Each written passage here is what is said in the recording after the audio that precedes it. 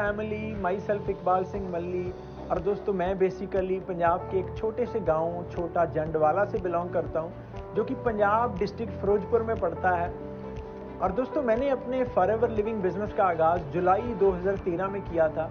And इस business से पहले मैं एग्रीकल्चर में इन्वॉल्व था। मैं बेसिकली एक एग्रीकल्चर फैमिली से बिलोंग करता हूँ। एंड फॉरएवर लिविंग बिजनेस शुरू करने से पहले मेरी फैमिली में कभी भी किसी ने नेटवर्क मार्केटिंग बिजनेस नहीं किया था। मेरे साथ इस बिजनेस को इंट्रोड्यूस करने वाले पर्सन मेरे चाइल्डहुड फ्रेंड और मेरे गांव के रहने वाले हैं mister Yadvinder Singh Brar. I am really thankful to Yadvinder sir, जिन्होंने मेरे साथ ये बिजनेस इंट्रोड्यूस किया। और जैसे उन्होंने मुझे इस बिजनेस के बारे में बताया, I feel so good and मुझे लगा कि बिजनेस तो बने मेरे लिए। जैसे मैंने फॉरएवर लिविंग को जांचा परखा, तो मैंने पाया कि ये तो बहुत बड़ा प्लेटफॉर्म है, $1 बिलियन का प्लेटफॉर्म है, जिस प्लेटफॉर्म के ऊपर हम स्मॉल स्केल से अपना बिजनेस शुरू करके जितना चाहें उतना बड़ा बना सकते हैं। इस बिजनेस की बदौलत मैंने बहुत कुछ अचीव किया अपनी लाइफ में। और मैं एक छोटे से गांव से निकलकर आज चंडीगढ़ में अपनी फैमिली के साथ वेल सेटल्ड हूँ।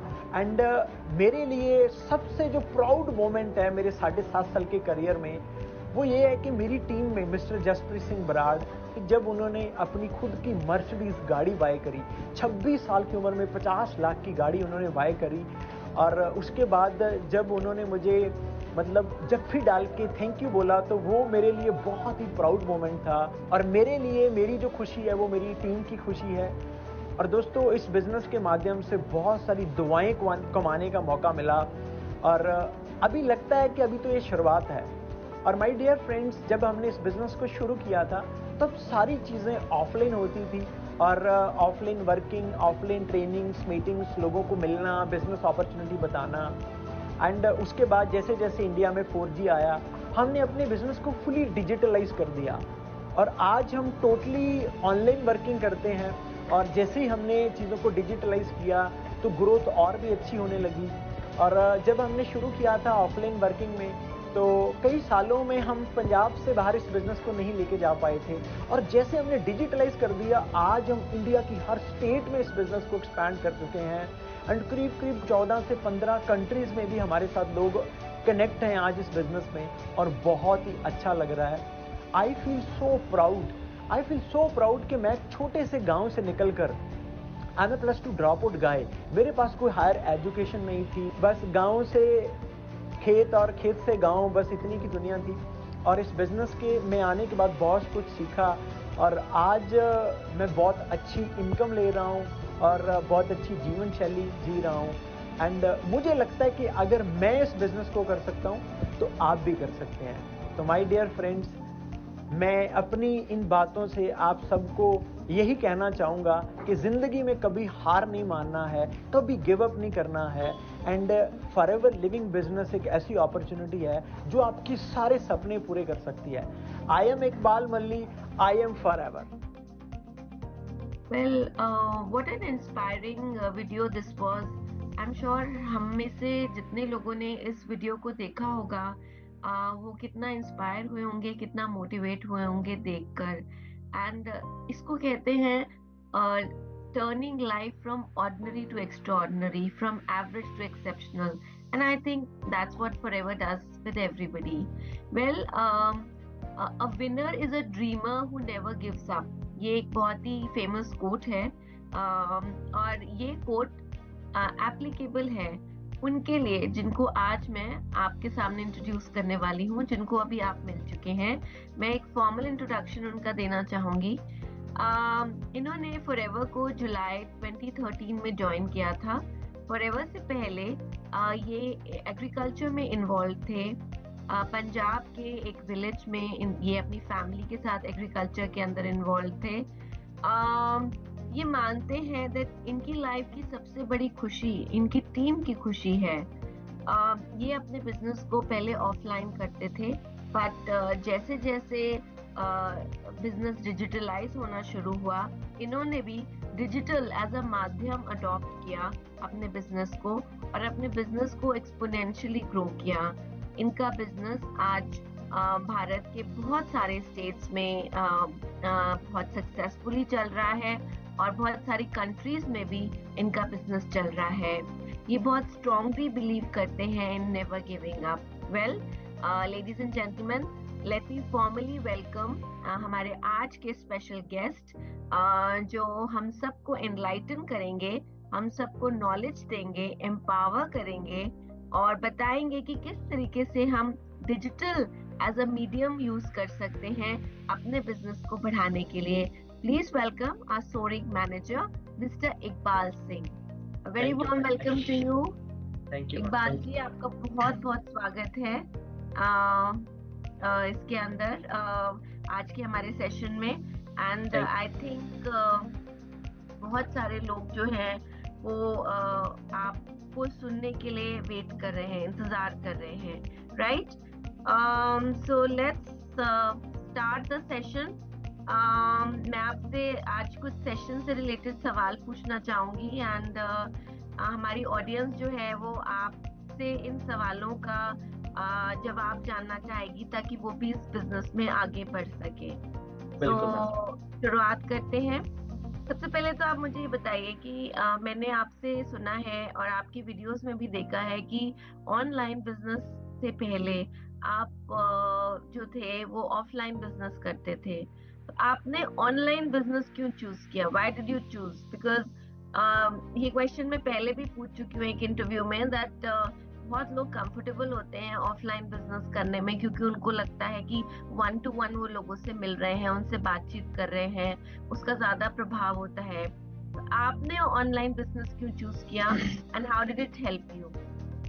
बिल्कुल मैम, जब हम ऑफलाइन बिजनेस करते थे, बेसिकली हमारा इस बिजनेस में जो सबसे मेन काम है, मैक्सिमम लोगों को रीच करना, उन्हें अपना बिजनेस प्लान और प्रोडक्ट्स के बारे में बताना।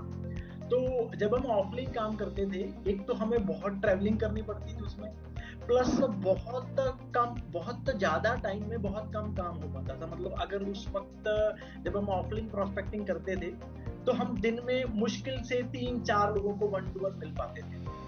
तो उसमें ट्रेवल एक्सपेंस भी बहुत जाते थे, प्लस अगर आप बाहर निकलेंगे तो और भी कई तरह के एक्सपेंस जो साथ में एड ऑन हो जाते हैं। तो ऐसे ही मैंने 2013 में शुरू किया था, करीब करीब 2018 तक हमने ऑफलाइन ही काम किया। तो उसके बाद जैसे हम आगे बढ़े तो देखा कि बहुत सारे जो ग्लोबल लेवल पे लीडर्स हैं वो इस बिजनेस को ऑनलाइन भी कर रहे हैं। तो जेन लीच मैडम की एक ट्रेनिंग थी फेसबुक को लेकर कि वो फेसबुक से प्रोस्पेक्टिंग करते हैं। तो वहां से हमें भी आइडिया है क्यों ना हम भी ऑनलाइन की तरफ बढ़ना शुरू करें। तो उसके बाद तुरंत ही थॉट आया कि देखो, जो चीजें हम ऑफलाइन में करते हैं वही वही सेम चीजें हमने ऑनलाइन करनी है, काम वही रहेगा, बस वो जो मॉडल है वो ऑनलाइन हो जाएगा, वो सारी चीजें ऑनलाइन में करना शुरू करेंगे। तो सबसे पहले हम मतलब लोगों को खुद डीएम किया करते थे, लाइक फेसबुक से, लिंक्डइन से।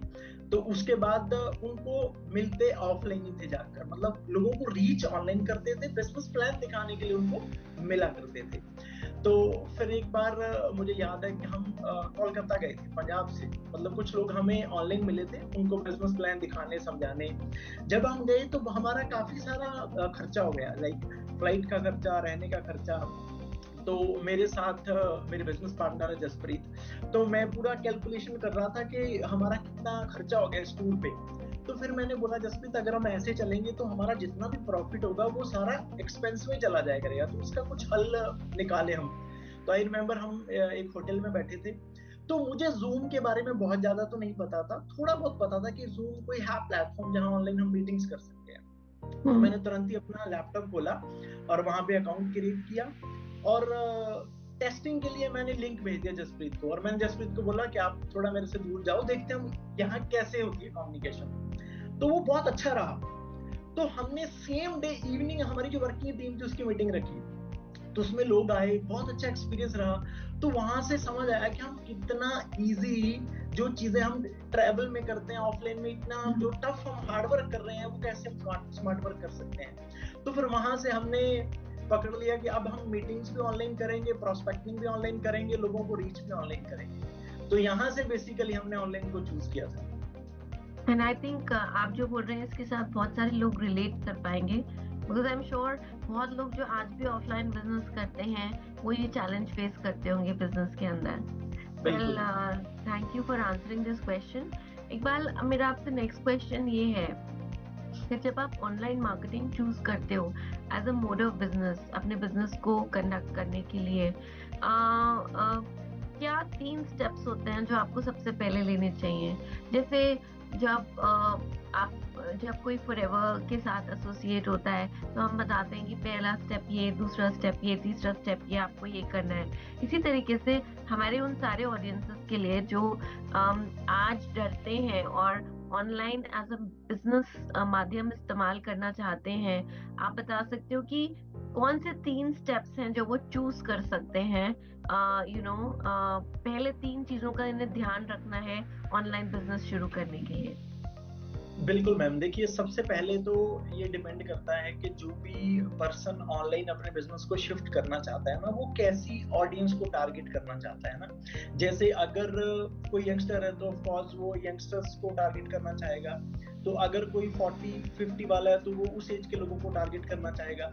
तो उसको अपनी ऑडियंस के हिसाब से एक प्लेटफॉर्म चूज करना होगा कि वो सोशल मीडिया पे, इंस्टाग्राम पे जाएगा या फेसबुक पे जाएगा या लिंक्डइन पे जाएगा। कोई भी एक प्लेटफॉर्म चूज करके वहां थोड़ा सेल्फ ब्रांडिंग के ऊपर काम करना चाहिए उसको। मतलब वहां पे अपना एक अच्छा प्रोफाइल बिल्ड करना चाहिए। तो प्रोफाइल बिल्ड करने में मतलब थोड़े एफर्ट्स भी लगाने पड़ेंगे, प्लस कंसिस्टेंसी भी मेंटेन रखनी पड़ेगी। मैं देखता हूँ बड़े सारे लोग, वो मतलब जो लोग अच्छा कर रहे हैं ऑनलाइन, उनको देखकर वो शुरुआत करते हैं। सबसे पहला स्टेप वो फॉलो करते हैं, अपना अकाउंट क्रिएट करेंगे, 8-10 दिन उसके ऊपर कंटेंट पुट करेंगे, पोस्ट करेंगे, बाद में वो गिव फिर अप भूल जाएंगे।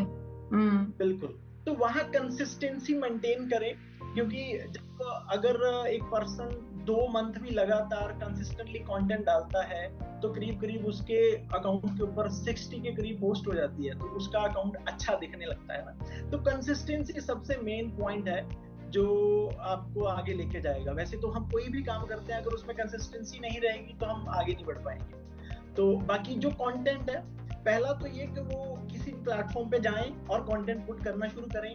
और कंटेंट ये भी नहीं कि हम कुछ भी कंटेंट डालते रहेंगे, मतलब जैसी हमें ऑडियंस चाहिए वैसा हमें कंटेंट डालना होगा, राइट। जो रेलेवेंट कंटेंट है, जो हमें हमारे प्रोस्पेक्ट लाकर देगा, बेसिकली ऐसा कंटेंट डालना चाहिए जो लोगों को खींचे हमारी तरफ, आकर्षित करे किसी भी तरीके से।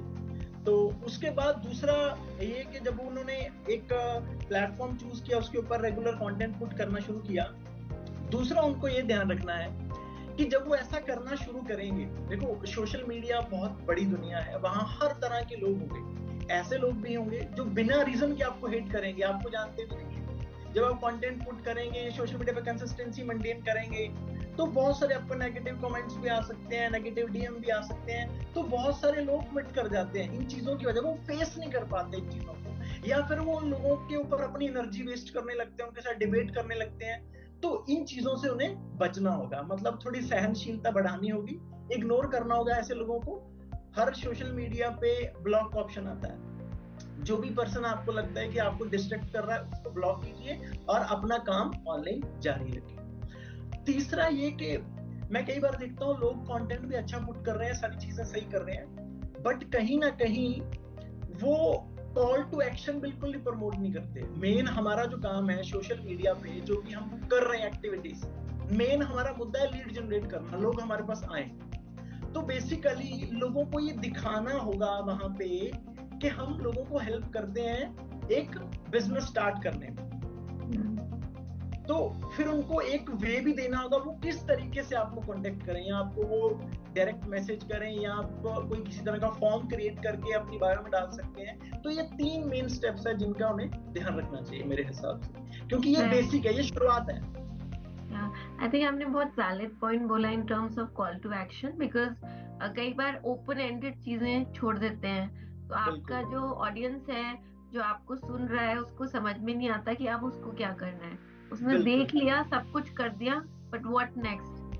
तो उसके दिमाग में आपने डाला नहीं कि अब उसको नेक्स्ट क्या करना है। So I think it's a very relevant point जो अभी आपने यहाँ पे बोला है। अब मैं आपसे अगला क्वेश्चन जो इकबाल पूछना चाहूंगी वो ये है कि आप ये बहुत आस्क्ड, फ्रीक्वेंटली आस्क्ड क्वेश्चन है, आप लीड्स कैसे जनरेट करते हो ऑनलाइन? क्योंकि ये एक ऑडियंस यू नो पोल से इंस्पायर्ड क्वेश्चन है, बिकॉज लोग कहते हैं आप एग्जाम्पल से बताओ आप लीड कैसे जनरेट करते हो। बहुत लोग होते हैं जो बोलते हैं कि हम एडवर्टाइजमेंट से करते हैं या हम एंगेजिंग पोस्ट से करते हैं। तो अगर आपको किसी बिगिनर को बताना हो कि वो एडवर्टाइजमेंट किस तरीके से कर सकते हैं, कैसे एडवर्टाइज कर सकते हैं, या किस तरीके की एंगेजिंग पोस्ट होनी चाहिए, विच आई अंडरस्टैंड कि आपकी प्रोफाइल से रिलेटेड मैच करती हुई होनी चाहिए। बट इकबाल, आई थिंक अगर आप, क्योंकि आपकी इसमें एक्सपर्टीज है, अगर आप एक एग्जाम्पल देके हमारे ऑडियंस को बताएंगे अपने एक्सपीरियंस के बेसिस पे, तो आई थिंक उनको और ज्यादा क्लैरिटी मिलेगी। और एक बिगिनर के पॉइंट ऑफ व्यू से, जिसने आज तक कभी ऑनलाइन मार्केटिंग नहीं किया है और जो हिम्मत जुटा रहा है ऑनलाइन मार्केटिंग करने की। बिल्कुल मैम। देखिए, लीड जनरेशन के लिए बड़ा सिंपल सी बात है, जो बड़ी फेमस भी है, जो दिखता है वो बिकता है। जो जितना अच्छा दिखेगा वो उतना अच्छा बिकेगा, है ना। एक तो हमारा जो कंटेंट हम सोशल मीडिया पे पुट कर रहे हैं वो बहुत मैटर करता है। अगर वो कंटेंट ढंग का नहीं होगा तो लीड नहीं आएगी हमारे पास, लोग हमें अप्रोच नहीं करेंगे। तो दूसरा जो पॉइंट मैं पहले बोल चुका हूँ कि कॉल टू एक्शन, बहुत सारे लोग कॉल टू एक्शन प्रमोट करेंगे, एक दो बार करेंगे। आपको call to action daily promote करना चाहिए, डेली, एवरी सिंगल डे, क्योंकि हर रोज नई ऑडियंस आके आपकी स्टोरी देख रही है, हर रोज नई ऑडियंस आके आपकी पोस्ट देख रही है।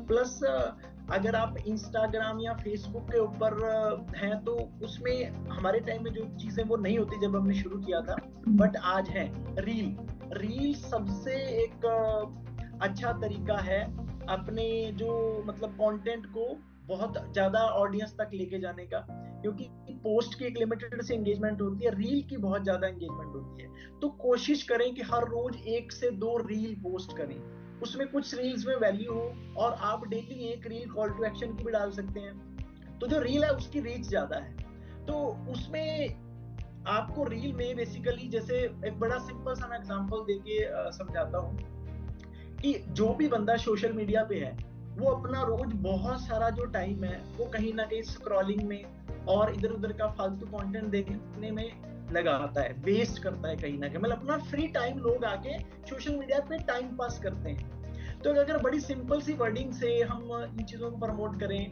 कि जो आप अपना फ्री टाइम सोशल मीडिया पे वेस्ट करते हो, आप उसी टाइम को यूज करके एक एक्स्ट्रा अर्निंग कर सकते हैं, जो कि मैं कर रहा हूं। अगर आप करना चाहते हैं तो मुझे डीएम करें। बड़ा सिंपल सा मैं एक आपको एग्जांपल दे रहा हूं। तो ऐसे बहुत सारे तरीके हो सकते हैं, बहुत सारा ऐसा कंटेंट बनाया जा सकता है जिसको हम डेली पोस्ट करते हैं, तो उससे लोग हमें अप्रोच जरूर करते हैं। बहुत सारे लोग आपको पता है इंडिया में जो आज बेरोजगार हैं, बहुत सारे ऐसे लोग हैं कि उनके पास अच्छी जॉब्स नहीं, अच्छी सैलरीज नहीं है, मतलब लोग अपॉर्चुनिटीज ढूंढ रहे हैं।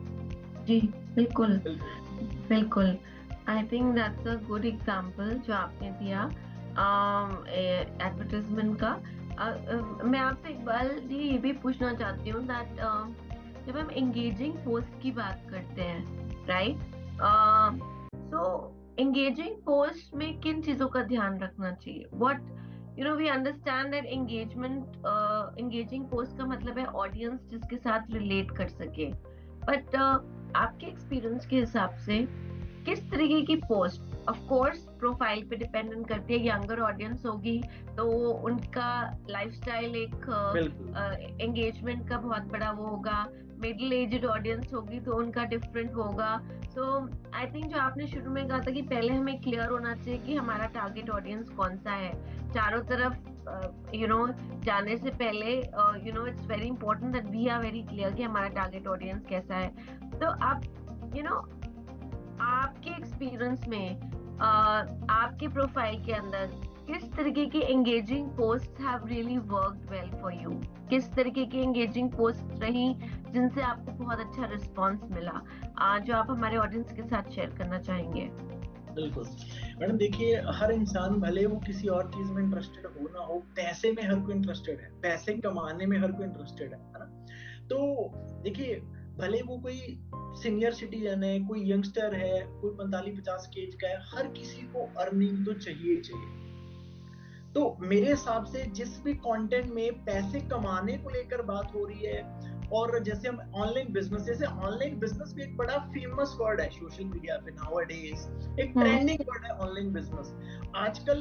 मतलब लोग ये समझते हैं कि ऑनलाइन बिजनेस आसान है, लोग ये बिलीव करने लगे हैं कि ऑनलाइन बिजनेस में बहुत कम काम करके, बहुत कम मेहनत करके बहुत अच्छी इनकम जनरेट करी जा सकती है। तो प्लस एंटरप्रेन्योरशिप भी एक बड़ा क्रेजी सा वर्ड है कुछ के लिए। Everybody want to become an entrepreneur, हर कोई एंटरप्रेन्योर बनना चाहता है, हर किसी को पता है एंटरप्रेन्योर का लाइफस्टाइल बड़ा अच्छा होता है, बहुत अच्छी कमाई कर सकता है ना। तो ये कुछ 2-4 चीजें हैं जिनको आप अपने कंटेंट में कंसिस्टेंटली प्रमोट करेंगे तो कहीं ना कहीं वैसे लोग आपके साथ आके एंगेज करते हैं। Right, okay, great. आप मुझे बताओगे कि जब आप एडवर्टाइज करते हो या एंगेजिंग पोस्ट क्रिएट करते हो तो क्या आपको भी फॉलो अप करना पड़ता है या नेचुरल रिस्पॉन्सेज आते हैं डिपेंडिंग ऑन द पोस्ट जो आपने डाली है? कितना परसेंटेज आपका अपना फॉलो अप होता है और कितना परसेंटेज अपने आप रिस्पॉन्सेज आते हैं? देखिए मैम, एक तो है पुश मार्केटिंग, एक है पुल मार्केटिंग, है ना। अब एक तो ये कि हम लोगों को अप्रोच कर रहे हैं, हम लोगों को डीएम कर रहे हैं डायरेक्ट कि हमारे पास एक बिजनेस अपॉर्चुनिटी, आप आइए और देखिए। दूसरा, हम इनडायरेक्ट अप्रोच कर रहे हैं कंटेंट के थ्रू। तो अगर हम कंटेंट, क्वालिटी कंटेंट डाल रहे हैं, हमारे कंटेंट में दम है, तो फिर हमें फॉलो अप करने की जरूरत नहीं है, लोग खुद ब खुद हमारे पास आते हैं। उसके बाद हम उनको बिजनेस प्लान दिखाते हैं। ऑफ कोर्स बिजनेस प्लान दिखाने के बाद तो उनको फॉलो अप लेना ही पड़ेगा ना, मतलब वो हमें अपना कॉन्टेक्ट डिटेल छोड़ें, हम हमारे तक रीच करें कि हमारा कॉन्टेक्ट डिटेल है, आप हमें कॉल करें, हमें जानना है कि आप क्या बिजनेस प्रोवाइड करते हैं। तो इसके लिए मैं बिल्कुल भी रिकमेंड नहीं करता, अपनी टीम में भी रिकमेंड नहीं करता कि आप लोगों को खुद जाकर डायरेक्ट रीच करो। लोगों को डायरेक्ट रीच करने की बजाय आप कंटेंट ऐसा डालो कि लोग खुद खिंचे हैं, लोग खुद आपको रीच करें, आपको डीएम करें, आपका फॉर्म दें कि ये मेरा कॉन्टेक्ट है, आप मुझे कॉल करें। Okay, so basically pull marketing is what you are mentioning, and this is much better, right? Okay. So what is the next step after that? आप क्या करते हो next? जैसे किसी ने आपको पुल मार्केटिंग आपने किया और उन्होंने आपको वापस मैसेज किया that they are interested in earning money, वो पैसा कमाना चाहते हैं, तो आपका नेक्स्ट स्टेप क्या होता है? आप उनको किसी मीटिंग में इनवाइट करते हो या 101 उनको फॉलो अप करते हो? आप हमारे साथ शेयर करना चाहोगे ये?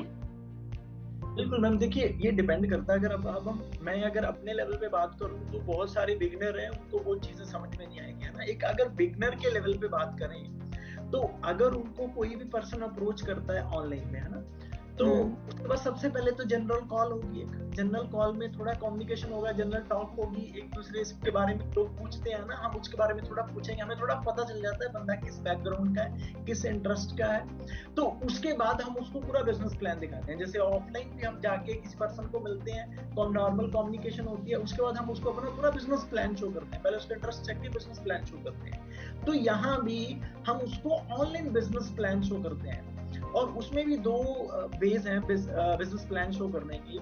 एक तो ये कि हम एक रिकॉर्डेड वीडियो प्रेजेंटेशन बना लें कि हमने पर्सन के साथ पहले ऑनलाइन टॉक किया, उसके बाद हम उनको वो रिकॉर्डेड वीडियो प्रेजेंटेशन शेयर कर दें उनको शो करने के लिए। दूसरा तरीका है कि हम ऑनलाइन मीटिंग कंडक्ट करें, लाइव सेशन में पूरा बिजनेस प्लान उनको समझाएं।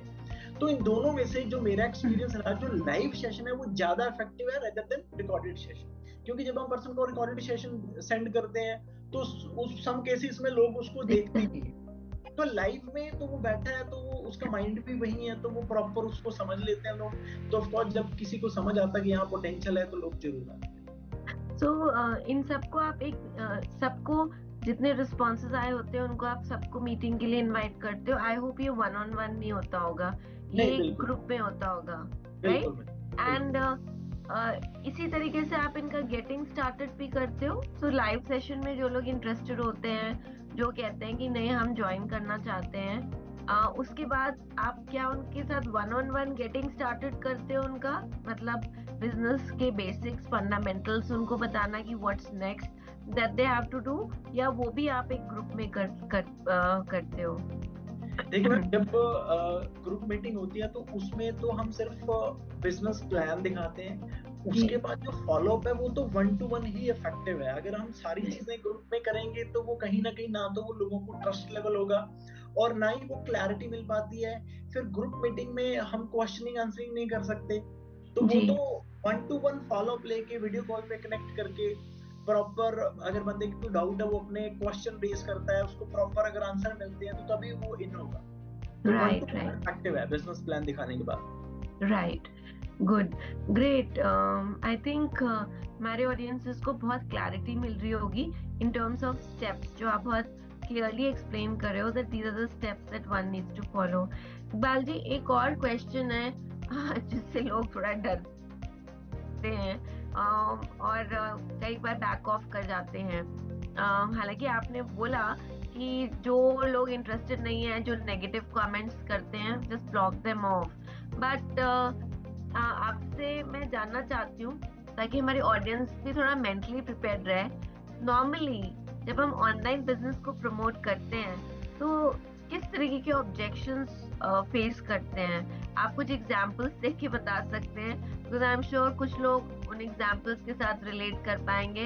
कुछ लोग जिन्होंने नहीं सुने उन्हें पता भी लग जाएगा कि ये सारी चीजें हैं जो आप सुनते हैं, but then you have to stay focused. आपको अपना ऑब्जेक्टिव, अपना गोल बिल्कुल क्लियर होना चाहिए, सो दैट आप स्टेप बाय स्टेप उस पर मूव कर सके।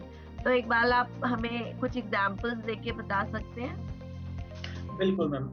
देखिए, ऑब्जेक्शन ज्यादातर, देखो जो हमारी ऑडियंस है वो है यंगस्टर्स। तो यंगस्टर्स सारे डिपेंडेंट होते हैं अपने पेरेंट्स के ऊपर, वो इंडिपेंडेंट नहीं है। तो उनको एक तो फंड्स इशू होते हैं प्रोडक्ट्स बाय करने के लिए, बिजनेस स्टार्ट करने के लिए, प्लस उनको फैमिली से परमिशन नहीं मिलती बिजनेस करने की, क्योंकि पेरेंट्स का होता है कि बच्चे पढ़ाई लिखाई पे ध्यान दे और आगे उनको कोई अच्छी जॉब मिल जाए, है ना। तो आपको वैसे भी ये सबको पता है कि हमारे इंडिया में लोग बिजनेस माइंडेड कम है, तो लोग जॉब की तरफ ज्यादा जाते हैं। तो इस केस में मेरे हिसाब से जब ये ऑब्जेक्शंस आता है कि मेरी मम्मी नहीं मान रही, पापा नहीं मान रही, मेरे पास फंड्स नहीं है स्टार्टअप करने के लिए, या मेरे एग्जाम्स हैं ना, ऐसी चीजें जो बहाने होते हैं लोगों के, तो बेसिकली उस वक्त उनको प्रॉपर क्लैरिटी नहीं होती, उनको श्योरिटी नहीं होती कि हम यहाँ आगे बढ़ पाएंगे या नहीं बढ़ पाएंगे। ये सिर्फ उनके एक्सक्यूजेस होते हैं। अगर हम उनको ये विश्वास दिलाने में कामयाब हो गए कि यहाँ पे आपको सक्सेस मिलेगी अगर आप प्रॉपर एफर्ट्स करेंगे, प्रॉपर सीखेंगे, तो फिर लोग इन सारी प्रॉब्लम्स का सोल्यूशन खुद ही निकाल लेते हैं। अगर हम उनको ये विश्वास दिला पाए कि ये प्लेटफॉर्म सही है और आप सही लोगों के साथ कनेक्ट कर रहे हो और आप कर सकते हो। जब प्रोस्पेक्ट को खुद पे भरोसा हो गया और अपने स्पॉन्सर पे भरोसा हो गया, तो डेफिनेटली फिर वो मम्मी को भी मना लेगा, पापा को भी मना लेगा और फंड्स भी अरेंज कर लेगा प्रोडक्ट्स बाय करने के लिए। तो वो ट्रस्ट के लिए एक तो वीडियो कॉल के ऊपर कनेक्टिविटी, प्लस हम एक दो और जो हमारे टीममेट्स हैं उनको लेकर ग्रुप मीटिंग्स भी कर सकते हैं। जैसे अब कई सारे लोग हैं वो 2-2 3-3 लोग ग्रुप्स बना के काम करते हैं। जैसे हम यहाँ पे एक जूम मीटिंग रख लें, 3 लोग हैं जो हम वर्किंग है, हम हमारे जो लोग फॉलो अप में चल रहे हैं, एक एक पर्सन हम यहाँ बुला रहे हैं, हम वो तीनों लोग मिलकर उनके सारे जो क्वेश्चन है उनके आंसर कर रहे हैं, उनको क्लैरिटी करा रहे हैं। तो सम केसेस में मतलब जो लोग पुराने एक्सपीरियंस्ड हैं वो लोगों के पेरेंट्स के साथ भी बात करते हैं, उनको भरोसा दिलाते हैं कि आपका बच्चा बिल्कुल सही जगह पे आ रहा है, इसको अच्छी चीजें सीखने को मिलेगी, इसका कॉन्फिडेंस बिल्ड होगा, तो इसके कम्युनिकेशन स्किल्स इंप्रूव होंगे, अच्छी अर्निंग करना शुरू कर देगा, आगे अच्छा करियर बना सकता है इस प्लेटफॉर्म पे आके। तो उस केस में फिर ये सारी प्रॉब्लम्स का सोल्यूशन मिल जाता है। ओके, सो मेरे नेक्स्ट क्वेश्चन का भी आपने इसी में जवाब दे दिया दैट मेरा नेक्स्ट क्वेश्चन था कि आप अपनी लीड को कैसे क्लोज करते हैं, एंड आई थिंक आपने इसके through I think you responded to this question also. Okay, Iqbal ji, मैं आपसे ये पूछना चाहती हूँ दैट आपको क्या लगता है आज के समय में ऑनलाइन कितना इम्पोर्टेंट टूल है? क्या इम्पोर्टेंट टूल है या नहीं है, पहला? क्योंकि अभी भी बहुत लोग हैं जो स्टिल ये मानते हैं दैट ठीक है ऑनलाइन है, that's fine, but offline is equally important. Online important tool है तो किस तरीके से है? जैसे मैंने आपकी एक वीडियो में सुना था, आपने बताया था दैट और अभी आपने शुरू में भी बताया दैट जब आप ऑफलाइन बिजनेस करते थे तो ऑपरेशनल एक्सपेंसेस बहुत ज्यादा थे बिजनेस में, एंड बिल्कुल। रीच लिमिटेड था। बट ऑनलाइन करने से आपको अपने बिजनेस में क्या बेनिफिट लगा? What are the advantages of online versus offline? देखिए मैम, ऑनलाइन इम्पोर्टेंट नहीं है, ऑनलाइन बहुत ज्यादा इम्पोर्टेंट है। मतलब आज के समय में अगर कोई ऑफलाइन बिजनेस कर रहा है नेटवर्क मार्केटिंग में, तो वो मानो आज भी कॉल करने के लिए अगर कोई एसटीडी पीसीओ पे जा रहा है ना, बिल्कुल उसी की तरह है। आज के जमाने में हर किसी के पास मोबाइल है, तो एसटीडी पीसीओ वाला जमाना गया। तो आज के समय में अगर हम ऑफलाइन काम कर रहे हैं तो हम बहुत ज्यादा देर इंडस्ट्री में सर्वाइव ही नहीं कर सकते, पहली बात। मतलब ऑनलाइन अब सेकेंडरी नहीं रहा, ऑनलाइन तो सबसे आगे आ गया। तो एक तो हमें ये माइंडसेट छोड़ देना चाहिए कि ऑनलाइन ये नहीं होता, वो नहीं होता, सब कुछ होता है ऑनलाइन। और दूसरी चीज जो कि मेरे को इसका जो एडवांटेज मिला, जब हम ऑफलाइन काम करते थे, मैंने 4 लाख किलोमीटर ट्रेवल किया इस बिजनेस में ऑफलाइन में, जिसमें आई थिंक मेरी 3 गाड़ियां किसी करीब करीब कितने लीटर डीजल पेट्रोल फूका होगा ना, और कितना रिस्क भी उठाया रोड्स के ऊपर। तो इतना सब करने के बाद भी हम पंजाब से बाहर अपने बिजनेस को नहीं लेके जा पाए ऑफलाइन। जैसे ही हम ऑनलाइन आए, आज इंडिया की हर स्टेट में हमारा बिजनेस है, इवन कई सारी कंट्रीज में भी हमारे साथ लोग कनेक्टेड हैं। तो ये सबसे मुझे बड़ा एडवांटेज लगा ऑनलाइन का, कि हमारी रीच बढ़ जाती है। और मेरा ये मानना है कि ऑफलाइन में जितना काम हम 1 साल में करते हैं, यहाँ पे उतना काम हम 2-3 महीने में कर सकते हैं। मतलब ये बहुत ही फास्ट मूविंग प्रोसेस है। राइट। ऑलराइट। और आप जैसे आप बोल रहे हो, आपने भी एक इनॉर्मस बिजनेस ग्रोथ देखी होगी जब आप ऑफलाइन से ऑनलाइन पे आए होगे, जैसे कि बिल्कुल। अभी आपने मेंशन किया। राइट। तो मैं एंड में आपसे ये पूछना चाहूंगी कि आप हमारे एफबीओस को, आपने एक्सप्लेन किया है, बट आप हमारे एफबीओस को क्या मैसेज देना चाहेंगे towards the end of the session, that why should they choose online and how once again it will help in their business growth? क्यों उन्हें अभी भी ऑनलाइन पे अगर डाउट है तो चूज करना चाहिए, और जिस तरीके से आपने और आपकी टीम ने बिजनेस को ग्रो करते देखा, वो भी इसका फायदा उठा सकते हैं। बिल्कुल मैम, देखिए मेरा मानना है कि जो भी आपका बिलीव है ना, आपके लिए वैसी ही दुनिया होती है। जी। एक तो मैं सबको हाईली रिकमेंड करता हूँ कि जो अपना बिलीफ सिस्टम है ना ऑनलाइन बिजनेस को लेकर, वो चेंज कीजिए। मतलब आज भी कई सारे लीडर्स हैं, वो मानते हैं कि भी ऑनलाइन नहीं हो सकता, इवन उनके सामने सारी चीजें हो रही हैं, लोगों को ग्रोथ मिल रही है, मतलब वो खुद को अपनी कहानियां सुना के फिर वो अपने उसी पुराने प्रोसेस में लगे हुए हैं। तो एक तो अपना माइंडसेट बनाए कि जो भी चीजें ऑफलाइन हो सकती है, वो सारी की सारी चीजें आज के जमाने में ऑनलाइन भी हो सकती है। मतलब इस बिजनेस को डेवलप करने के लिए जितनी भी एक्टिविटीज हम ऑफलाइन में करते हैं, वो सारी हम्म। एज इट इज उससे भी बेहतर तरीके से हम ऑनलाइन कर सकते हैं। लोगों तक रीच करना, उनका बिजनेस प्लान दिखाना, आगे वो बिजनेस में आ गए उनको ट्रेनिंग्स देना, ये सारी की सारी चीजें ऑनलाइन हो सकती हम्म। है। बस अगर आप अपना जो ऑरा है, अपना जो दायरा है, उसको बड़ा करना चाहते हैं, वो ऑफलाइन में पूरी जिंदगी लगे रहने से भी नहीं हो सकता। ऑनलाइन में हम 1-1.5 साल में ही पूरे इंडिया में इस बिजनेस को लेके जा सकते हैं। जब मैंने ऑनलाइन में शुरू किया था 2018 में, हमने मतलब ऑनलाइन स्टार्ट किया था। 2018 हमें सीखते सीखते मतलब निकल गया, काफी सारी चीजें हमें समझ में आई। 2018 में हम कुछ चीजें ऑनलाइन करते थे, कुछ ऑफलाइन करते थे। उसके बाद 2019 आ गया, 2019 में हमने काफी हद तक चीजों को ऑनलाइन करना शुरू कर दिया। 2020 जैसे आया, साथ में कोविड भी आ गया। जब कोविड आया, तो उस वक्त हमारी जो टीम है वो ऑलमोस्ट ऑनलाइन शिफ्ट हो चुकी थी, सबने ऑनलाइन काम करना शुरू कर दिया था। बट फिर भी कहीं ना कहीं लोगों के दिमाग में डर आ गया कि अब वो मार्केट में बड़ी नेगेटिविटी फैल चुकी है, मतलब लोग अपनी जिंदगी के लिए लड़ रहे हैं, तो बिजनेस कौन करेगा, कैसी चलेंगी चीजें। तो मुझे आज भी वो सेशन याद है, मैंने जूम पे सेशन रखा, पूरी टीम का सबको बुलाया और उनका एक माइंडसेट बनाया कि कोविड तुम सबके लिए गोल्डन अपॉर्चुनिटी है। मतलब अब पूरी दुनिया शटडाउन है, लोग घर पे बैठे हैं, लोग वरीड हैं अपने अपनी इनकम को लेकर, अपने बिजनेस को लेकर, अपनी जॉब्स को लेकर। अब हम लोगों को ऑनलाइन बिजनेस अपॉर्चुनिटी प्रोवाइड करेंगे ताकि वो घर बैठे अर्निंग कर सकें। तो उसके बाद कोविड में बहुत एक्सपोनेंशियल ग्रोथ मिली थी मुझे, मतलब मैंने अपने पूरे करियर में अगर सबसे ज्यादा अर्निंग एनुअली करी है तो वो कोविड वाले ईयर में करी है। तो सो यहाँ से सबको अंदाजा लगा लेना चाहिए कि ऑनलाइन क्यों जाना चाहिए। Right, thank you so much Iqbal. आज आप यहाँ पे आए और आपने अपने सीक्रेट्स टू ऑनलाइन सक्सेस हमारे ऑडियंस के साथ शेयर किए, and that's what true leadership is all about, जहाँ पे आप थैंक यू। लोगों को एम्पावर करते हैं और उनको बताते हैं।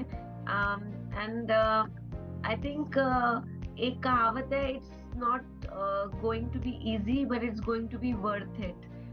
ये आई थिंक बहुत एप्लीकेबल है towards choosing online business as a tool for success and as a tool for business growth, right? And I think अब मैं समझ सकती हूँ इकबाल, जब आप कहते हैं कि आपके लिए सबसे बड़ी खुशी आपकी टीम की सफलता की खुशी है। So thank you so much बहुत सारे लोगों को मौका देने के लिए, उनको एम्पावर करने के लिए, उनकी लाइफ और उनकी लाइफस्टाइल को ट्रांसफॉर्म करने के लिए। And thank you for sharing with us एक बहुत अच्छा माध्यम अपने बिजनेस को ग्रो करने का, अपना रीच बढ़ाने का और बहुत सारे लोगों की लाइफ को ट्रांसफॉर्म करने का। Thank you so much, and I hope हमारे ऑडियंसेस ने उनके जितने भी मन में फियर्स होंगे उनको आज पीछे छोड़ दिया होगा और आज एटलीस्ट एक प्रण किया होगा कि वो online as a tool for business growth अपनाएंगे, अपने बिजनेस को आगे बढ़ाने के लिए और बहुत सारे लोगों को ट्रांसफॉर्म करने के लिए। Thank you Iqbal, and thank you everybody for being a part of this session. Thank you so much. Thank you.